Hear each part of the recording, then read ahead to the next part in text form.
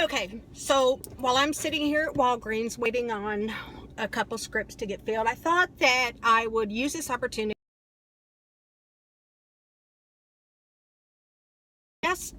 And I need to tell somebody. Here's the deal. I watch these videos sometimes of, dream interpreters or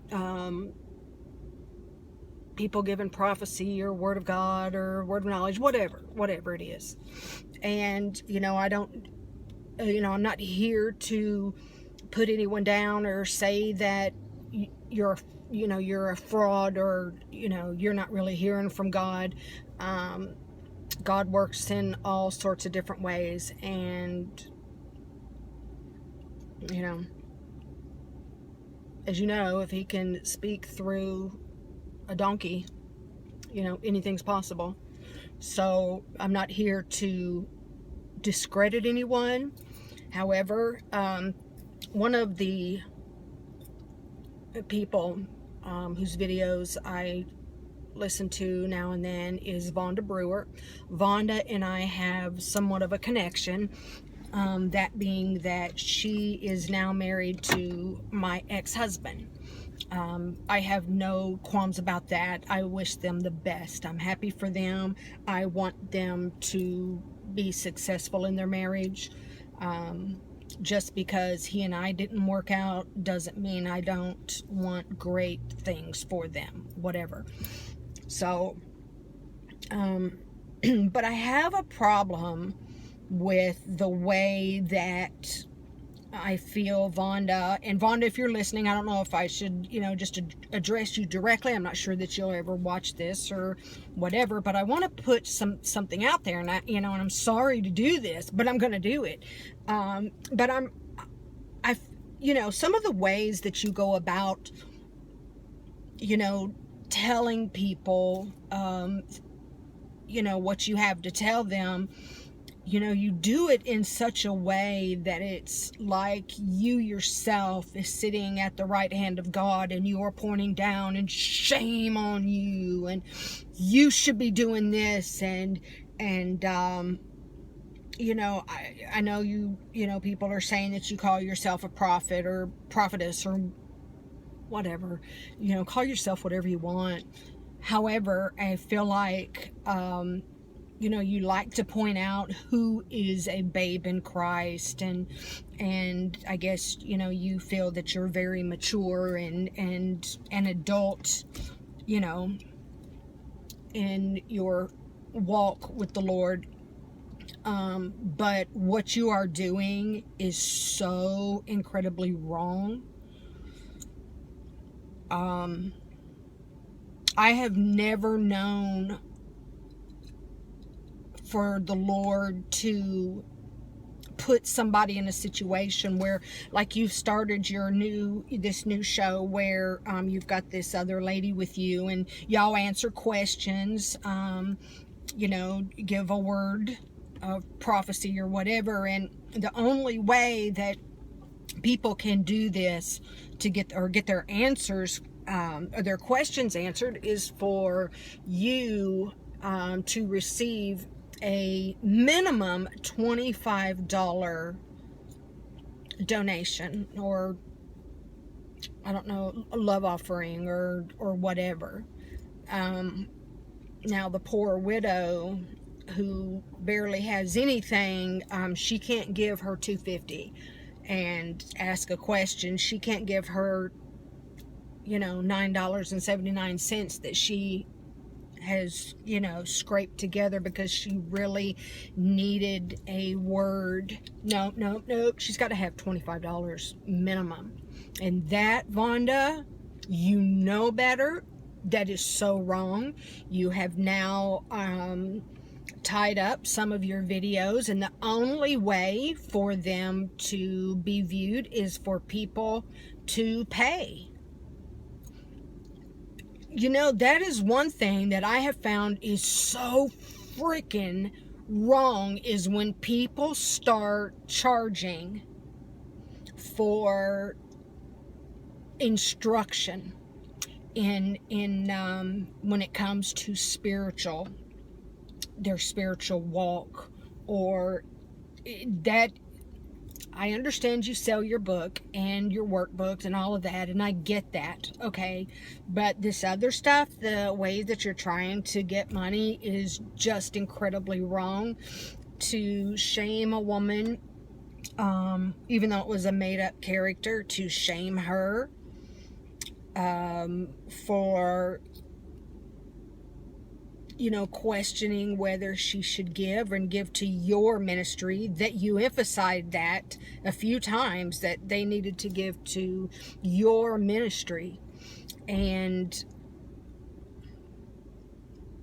you told her, you're getting Social Security, retirement, you're buying groceries. It was, so, I mean, you've got something. Who are we to question someone about their ability to buy food and give to God? That is not something that you should be talking about to anyone, really. No one. That is strictly between them and God. That should have never... I don't understand why it's okay to berate people on video instead of sending them a private message maybe or something. It's just terrible. Now, and one more thing, you, in a video you made recently, you were going through your prophecies about what prophecy, when you prophesied and when it came to pass, and that was done. Check. Next one. Check. And you came across one or some or whatever, and you were saying you got upset actually because you were telling that you prophesied this or gave the word, thus saith the Lord, back on such and such day, and since then someone else or other people are now proclaiming that, but you want people to know, no, I said it first. I did it first. I said it way back then. Do you need a pat on the back for that? Do you need for the public to acknowledge you? Do you want people just to acknowledge and see you? Or do you want, is your real goal, people to see Christ through you? And getting upset over prophesying or giving a word, and now somebody else is saying that they did it. Who cares? Who cares? The only thing that should matter is that God told you to give a word and you did it. That's all that matters. God may have told this other person too to do the same thing.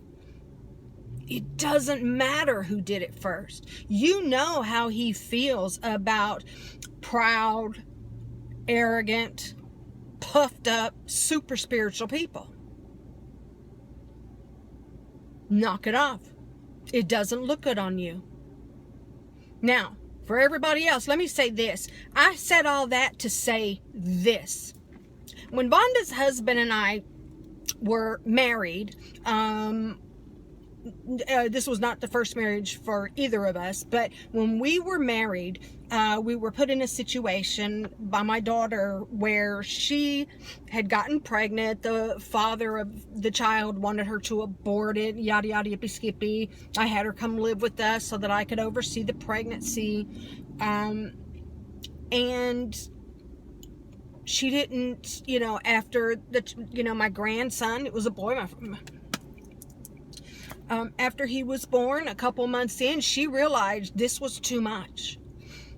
It was too much. She wasn't prepared. She wasn't financially capable. And so she asked, will you? And I said, yes, I will.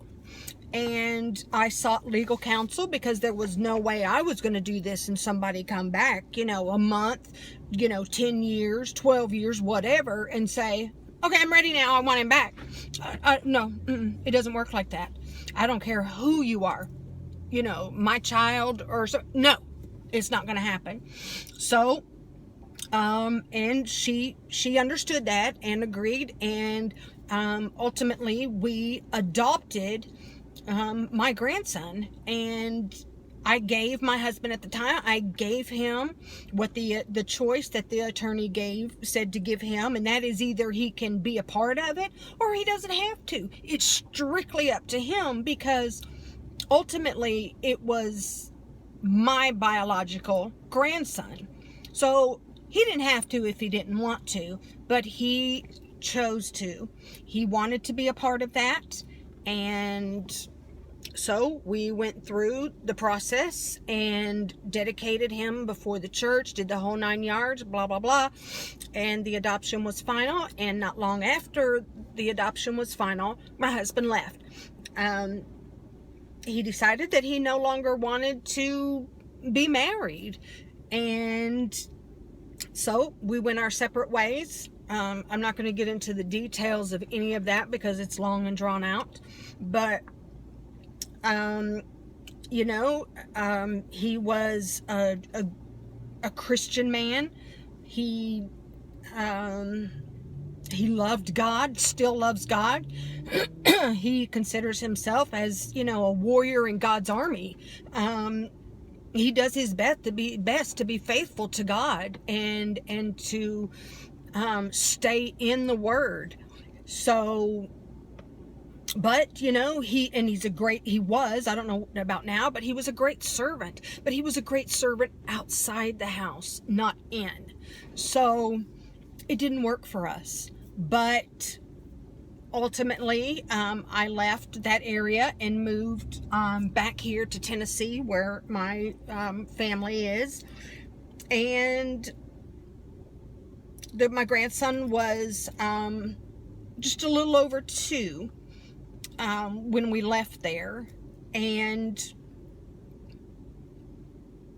I will say now my grandson is 11 and a half.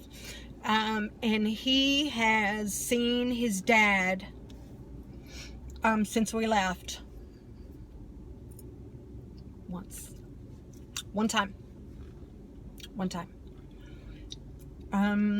He idolized his dad, loved him, wants to be like him, as far as be in the military, because his dad was. I kept pictures around in his room. We talked about him. He remembered. So, when he saw him that one time, I think he was about 6, maybe, and he was getting ready to graduate kindergarten, so whatever that would be. So, and when he saw him and his dad picked him up, and his dad apologized for not, doing more and being there more for him, and this little guy looked at him and said, "I forgive you." So, he saw him for 2 or 3 days and then went on his way. And since then, there's been conversations about the child going and being there, like during Christmas holiday or summer or spring, and it has never worked out yet. It has still never come to pass. And there's always been something, or as it got closer, we never heard a word from them. And this last Christmas, the little guy did not get a phone call. He didn't get a card. He got nothing. His birthday is at the beginning of the year, so it's Christmas and then right into his birthday. Never heard a word, never received a birthday card, never received anything. And every year I always make sure that I send them a Christmas card with his school pictures. And we did that as we always do. And actually this year it came back. It was returned to us. And if you're watching this, I know you didn't move. So I have no idea, you know, why that happened, but the child is aware of it. And not long ago, about 3 weeks ago, 2-3 weeks ago, he said, "Mom, you know that movie Purge?" Mm-hmm. If that was real, who would you want to get?